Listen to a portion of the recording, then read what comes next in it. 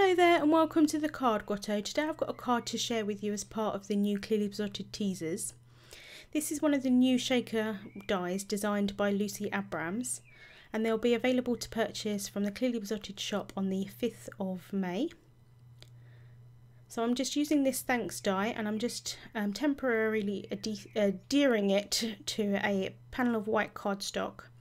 And then I'm going to run that through my Cuttlebug. The final card will be just a little bit bigger than a 4-bar note card, and this panel is just slightly smaller than that size.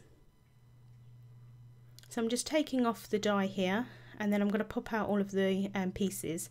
So this makes the shaker window, and you've already got your sentiment inside as well, which is really great. So you could just use this as is, like I'm going to today, although obviously you could decorate it up and do whatever you wanted to with it. But I really love that you could just keep them very simple, like I'm going to today. So I'm going to use my ATG adhesive here, and I'm just adding quite a bit to the back of the panel.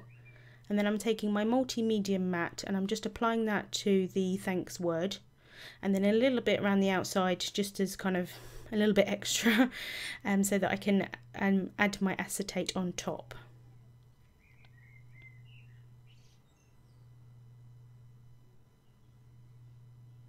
So I'm just taking some of this Studio Calico acetate here, and I really like it because it's got film on the front and the back, which prevents it from getting any scratches or anything like that. So I'm just adhering that to the back, pushing down really well and making sure that it sticks down. And because it's going to take a couple of minutes for the multi-medium matte to stick to the acetate, I'm just going to pop that under a little book. So then I'm taking some fun foam here and I'm just placing the die on top. I'm using a pencil just to mark where I want to cut, and I'm going to cut that with some scissors. I do apologise that I'm a little bit off screen here. So I'm cutting just a little bit bigger than where I've made the lines. I actually probably didn't need to in the end, because it works out that it is a little bit bigger than I probably needed it to. But that's absolutely fine, because you don't really want the foam to be seen sort of through the front of the card. So I'm just going to make sure here that it's going to fit nicely. And then the best way that I personally have found to adhere fun foam or funky foam, wherever you want to call it, is to use either like red line tape or score tape. So I'm just going to add a ton of this onto the back of the card panel here, and then I'm going to stick the foam on the top.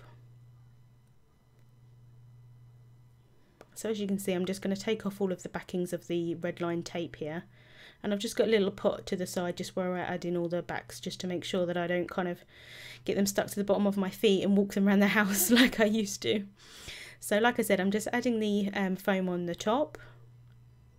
And then again, I'm going to add loads of red line tape on the top again, just to stick it to the card, so I can stick it to the card base. First of all, I'm just taking my my stamping tool here. This is the EK Success powder tool, and I'm just making sure that like any of the excess bit of tape that you can kind of see through it will be non-sticky by adding the powder on top. And then I've just got a little anti-static cloth there just to wipe away any extra powder.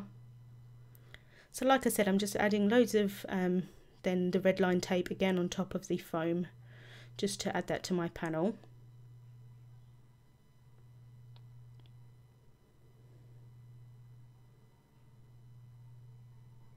And then I've got these sequin mixes, which are also by Lucy Abrams. They're just absolutely stunning. I really love that they're sequins. They're kind of flat sequins, cupped sequins, and then you've got little beads and things like that in them as well. So I've used the Glacier mix, and then I've also used the iridescent white as well. I'm just adding both of those in. And what I'm going to do is just shake it slightly so that I can see where, when the card is upright, what it's going to look like, because I want to make sure that there's enough in there so that it doesn't all fall to the ground, but I also want to make sure that there's not too much in there that, you know, they're not going to shake at all. So I'm just going to peel back the red line tape again, and what I've got is a piece of cardstock here. I'm going to place that on the back of the shaker window. I just wanted it completely white so that you can see the beautiful shaker mixes inside, but quite often I've used some pattern paper or something like that to add on to it.